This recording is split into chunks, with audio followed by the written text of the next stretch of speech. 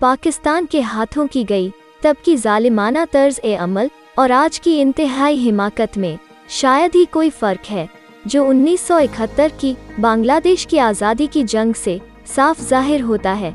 पाकिस्तानी फ़ौज की हिदायत और रहनुमाई के तहत बंगाली लोगों के मंसूबा बंद कत्ल कुछ नहीं, बल्कि मगरिबी पाकिस्तान के हाथों मशरिक पाकिस्तान के शहरियों के साथ किए गए इम्तियाज़ की एक असल शक्ल है।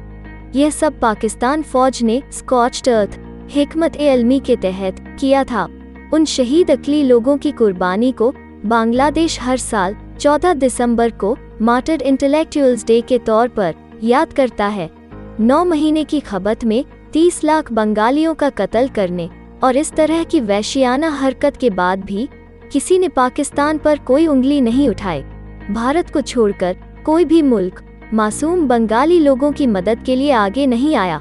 पाकिस्तान आज भी अपनी मिट्टी पर अक़लियतों के बुनियादी हकूक़ों को दबाने की एक ही हिकमत ए अमली को जारी रखता आया है और बाकी मुल्कों में सरहद पार दहशतगर्दी को भी फैलाता आया है। बैन-अल-अक़वामी बिरादरी को चाहिए कि वो इस मामलात में मुदाखलत करे और उन लोगों की मदद करें जिन्होंने लंबे समय से नाकाम रियासत पाकिस्तान के हाथों जुल्म और ज़्यादती झेले हैं।